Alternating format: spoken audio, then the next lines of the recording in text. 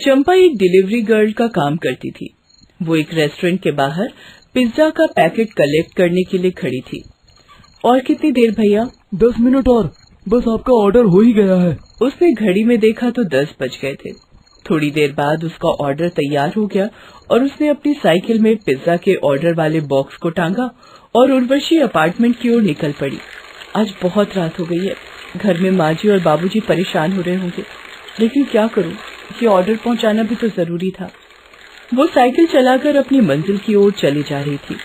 तभी रास्ते में तेज बारिश होने लगी। जिस दिन जल्दी करने की कोशिश करो उस दिन तो और भी देर होती चली जाती है। अगर चंपा बारिश में रुकती तो पिज्जा डिलीवरी में देर हो जाती, इसलिए उसने बारिश की परवाह नहीं की और उर्वशी अपार्टमेंट की ओर बढ़ने लगी। लेकिन बारिश बहुत ही तेज थी और हवा का जोर भी काफी अधिक था। ओह, दम फूल रहा है मेरा। हे भगवान, या तो बारिश बंद कर दो या ये हवा। चंपा किसी तरह भीगती हुई उर्वशी अपार्टमेंट पहुंची। वहां पहुंचकर उसने अपार्टमेंट के गेट के पास बैठे वॉचमैन के रजिस्टर में एंट्री की, फिर आगे बढ़ी।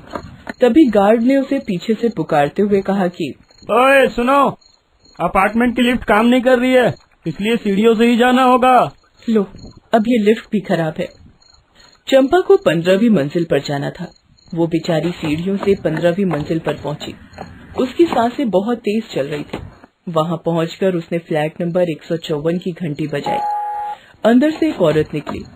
चंपा ने पिज्जा का पैकेट उसके हाथ में दिया तो वो औरत गुस्से में उस पर चिल्लाने लगी। क्या समय हो रहा है तुम्हारी घड़ी में? कब किया था मैंने पिज्जा का ऑर्डर? ले जाओ ये पिज्जा वापस। मेरे घर वाले तो सो गए, अब किसे खिलाऊंगी मैं ये पिज्जा? मैम, वो बहुत बारिश हो रही थी और अपार्टमेंट की लिफ्ट खराब होने के कारण थोड़ी और देर हो गई। तो मैं क्या करूं? मैंने ठेका ले रखा है इसका क्या? चलो भागो यहाँ से, मुझे ये पिज्जा नहीं लेना। और हाँ, मैं तुम्हारी लापरवाही और लेट लतीफी की शिकायत ऊपर तक करूंगी। देखती हूँ तुम कब तक अपनी नौकरी बचाती हो। उसकी ये बातें सुनकर चंपा की आंखों के आगे अंधेरा छाने लगा।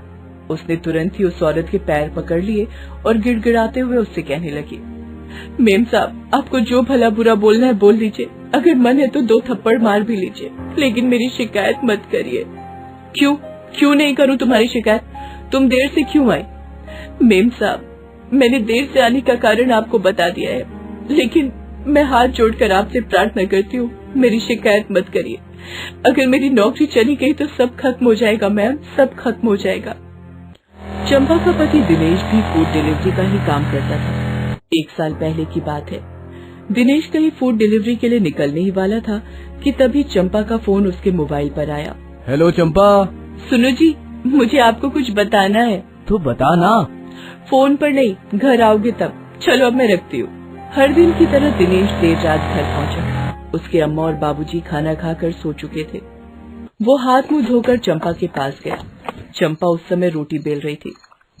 आप जाकर बैठिए ना, मैं गर्मा गर्म रोटी लेकर आती हूँ। अरे रोटी तो बाद में खा लूंगा, पहले ये तो बता कि आज सुबह तूने मुझे कौन सी बात बताने के लिए फोन किया था? उसकी बात सुनकर चंपा शर्माने लगी।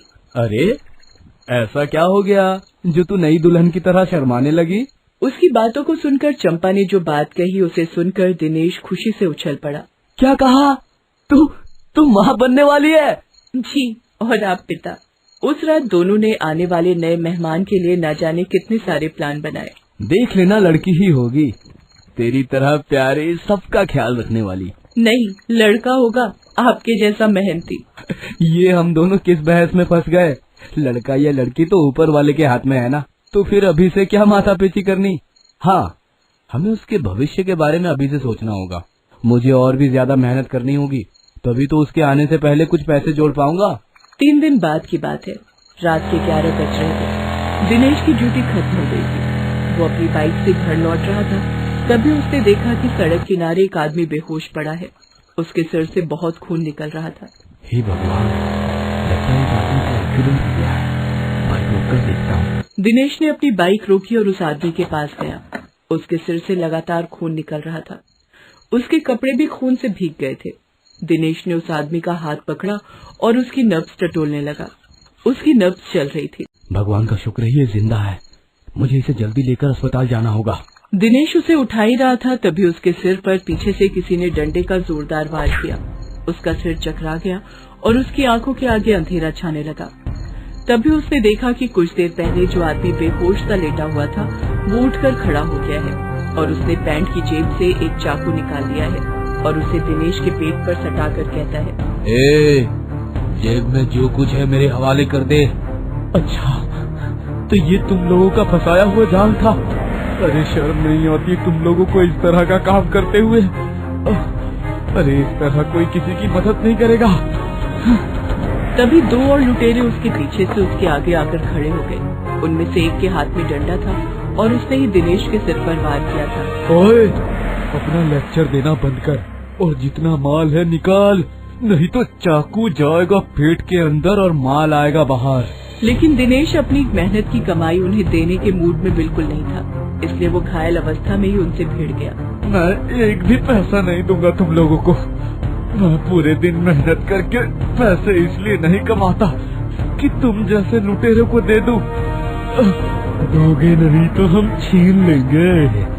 ये कहते हुए उसने दिनेश के पेट में चाकू मार दिया। दिनेश वहाँ पड़ा पड़ा छटपटाने लगा। उसके बाद बदमाशों ने उसकी जेब से सारे पैसे निकाल लिए।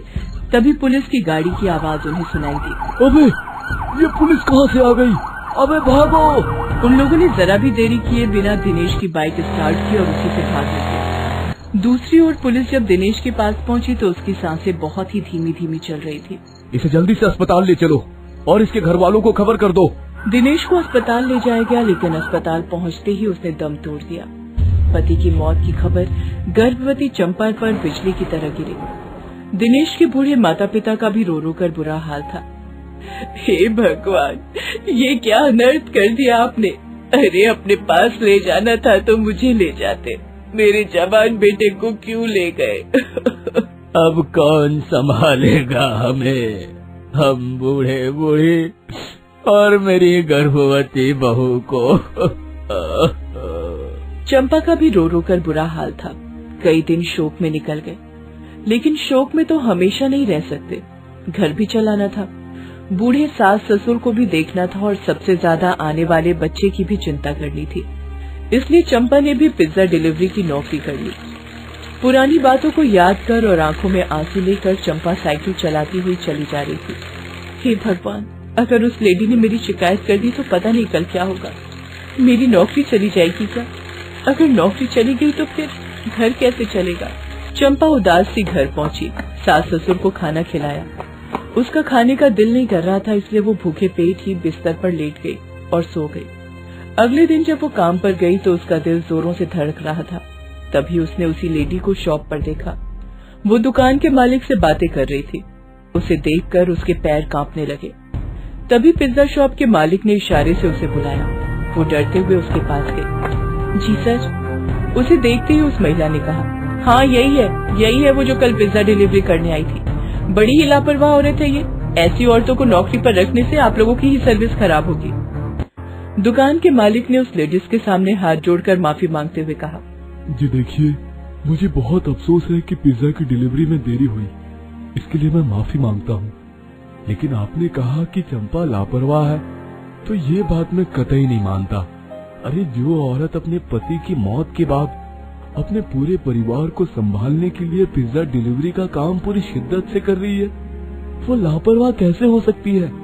भारी बारिश में वो बेचारी डिलीवरी देने के लिए बिना थके बिना रुके साइकिल चलाती रही।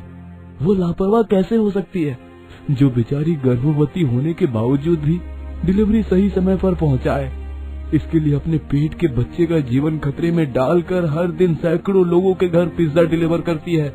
वो लापरवाह कैसे हो सकती है? दुकान के मालिक की ये बात सुनकर कि चंपा गर्भवती है, उस औरत का चेहरा पीला पड़ गया। उसे अपनी बातों पर, अपने बर्ताव पर बहुत पछतावा होने लगा था। दूसरी ओर बेचारी चंपा सिर झुकाए खड़ी थी। तभी वो औरत उसके पास आई और उसके आगे हाथ जोड़ते हुए कहा, मुझे माफ कर दो चंपा, मुझे माफ कर दो। लापरवाह तुम नहीं हो, मैं हूँ और मेरे जैसे हर वो लोग हैं जो डिलीवरी देने वाले को इंसान नहीं समझते। अरे तुम लोगों का भी तो परिवार होता है, तुम लोगों की जिंदगी में भी तो उतार चढ़ाव आते हैं, लेकिन फिर भी तुम लोग अपनी सर्विस देते हो और हम जैसे लोग जरा सी देरी पर ना जाने तिल का ताड़ कैसे बना देते हैं। मुझे माफ कर दो चंपा, तुम लापरवाह नहीं बहादुर औरत हो और ऐसी औरत को दिल से सलाम करने का मन करता है।